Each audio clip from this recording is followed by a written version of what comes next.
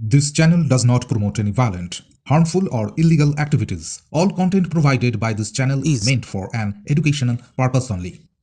একসাথে বেরো না, একসাথে বেরো না, বেরিয়ে আঙুল দিয়ে এখানে দেখো, ওকে চেক কর, তাহলে তুমি আরেকবার ধরো, আরেকবার ধরো। ভোট দিলেন দাদা? বলো, ভোট দিলেন? হ্যাঁ দিলাম।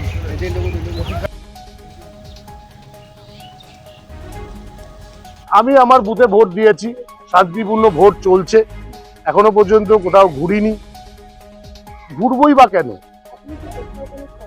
কোথাও তো সমস্যা নেই।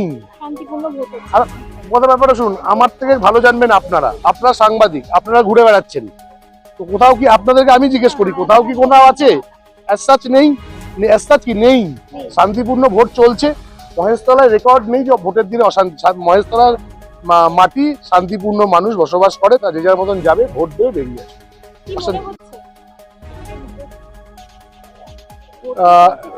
11:30 পর্যন্ত প্রায় 37-38% ভোট পড়েছে। সকাল 7টা দেখুন, বেশ কিছু ভোটে সকাল থেকেই মেশিন খারাপ বেরিয়েছে, সেগুলোকে কমপ্লেন দিয়ে দিয়ে কোথাও রিপ্লেস হয়েছে, কোথাও মেশিন ঠিক করে দিয়েছে, আবার মেশিন খারাপ হয়ে গেছে, আবার পাঠানো হয়েছে। এখন একটা স্মুথ জায়গায় চলে এসেছে। তো এমনও 2-1টা বুথ যেখানে 8টার সময় ভোট চালু হয়নি, 8:15-তে মকপল হচ্ছে ডিউ টু মেশিন খারাপ। তো মানুষ, একদম আপনাকে দায়িত্ব নিয়ে বলছি, মানুষ হয়তো একটু বিরক্ত হচ্ছে, লাইনে দাঁড়িয়ে যে বিরক্ত হচ্ছে, কিন্তু মানুষ পণ করে নিয়েছে এবার ভোট দেবে। মানুষ পণ করে নি, কারণ এটা আতঙ্কের মধ্যে আছে। এসআইআর নিয়ে এটা আতঙ্কের মধ্যে আছে, যদি ভোট না দিয়ে নাম কাটা চলে যেতে পারে। এই মানুষ আতঙ্কের মধ্যে আছে। এই এসআইআর এর বিরুদ্ধে মানুষ ভোট কেন্দ্রে যাচ্ছে এবং ভোটটা দিচ্ছে। কি বলবেন সাধারণ মানুষের উদ্দেশ্যে? কি বলবেন? শান্তিপূর্ণ ভোট হোক, আপনারা উন্নয়নের পক্ষে ভোট দিন। 4 তারিখ সবুজ হবে, বিজয় পাচ্ছে। স্বাভাবিক কথাই, বাই জেনারেশন। কি আপনার কেমন লাগে?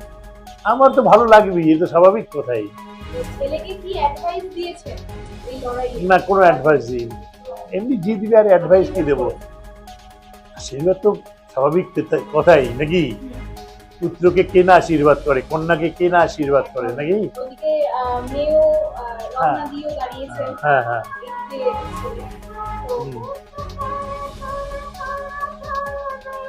হ্যাঁ, কোনো অনুভূতি নেই, কারণ আমার প্রথমবারে আমার স্ত্রী 2011-এ দাঁড়িয়েছে, 2016-এ দাঁড়িয়েছে, তারপরে তার গততে আমি 2018-তে উপনির্বাচন লড়েছি, আমি 2021-এ আবার নির্বাচন লড়েছি। তারপরে আমরা তো মানে বিধান ভবনে কত নির্বাচন যে লড়েছি তার কোনো ঠিক নেই। আমরা অনেক না, তার আগে তৃণমূল হয়েও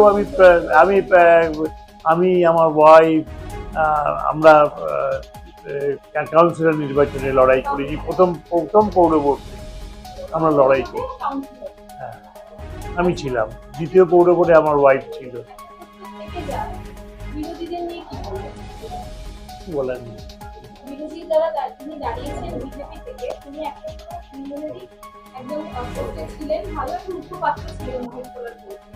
জানি না কি মুখপাত্র ছিলেন, জানি না, তবে উনি আমাকে শিখিয়েছেন সব। উনি নির্বাচনের সব ইয়েতে বলেছেন যে উনি আমাকে সব শিখিয়েছেন, আমি শিখেছি ওর কাছ থেকে। হ্যাঁ, যদি এলিগেশন, না না না না না, আরে পরিবারতন্ত্র তো মানুষ ঠিক করবে, কাকে পরিবারতন্ত্র করবে কি কাকে করবে না। তাহলে ও পারলো না কেন এতদিন পরিবারতন্ত্রটাকে ভাঙতে? হ্যাঁ, কেন ভাঙতে পারলো না? এটা ওর ব্যর্থতা, আমার ব্যর্থতা নয়। আর পরিবারতন্ত্র মানে ব্যাপারটা কি? পরিবার তো সকলেরই ইচ্ছা, মানুষের, সব মানুষেরই ইচ্ছা। আমার ছেলেরও ইচ্ছা, আমার মেয়েরও ইচ্ছা, আমার ওয়াইফেরও ইচ্ছা ছিল, সকলেরই ইচ্ছা ছিল যে ক্যান্ডিডেট হব নির্বাচনে। মানুষও চেয়েছে, মানুষ ভোট দিয়েছে। এই সেক্ষেত্রে কে কোথায় পরিবারতন্ত্র হলো, আমার মনে হয় একমাত্র কথাটা বলা আমার উচিত না। আমি অন্যভাবে কেউ নেবে না, বা আমি সব মানুষ যারা শুনবে তাদের কাছেও ক্ষমা চেয়ে নিচ্ছি। পরিবারতন্ত্র কোথায় না আছে? ঘরের লোককে ছেড়ে দিয়ে কি বাইরের লোককে এনে লোক ভাত খাওয়াবে? ঘরের লোককে আগে পাবে। তো সব জায়গাতেই তাই আছে। আর এবারে আমি যে নির্বাচনে অংশগ্রহণ করছে আমার ছেলে, আমি আমার ছেলের নামকে প্রপোজ করি, দল থেকে দিয়েছে, দল ভালো মনে করেছে, দল দিয়েছে। তো স্বাভাবিক ক্ষেত্রেই এখানে তো আর আমি দিয়ে দিলাম এটা নয়। আর যদি আমার দল থেকে আমার পরিবারকে চুজ করে থাকে, তাহলে বলবো আমার ব্যর্থতা নয়, আমার ডেভেলপমেন্ট, আমি ডেভেলপমেন্টের কাজ করি, দলের হয়ে কাজ করেছি, সেটাই হচ্ছে।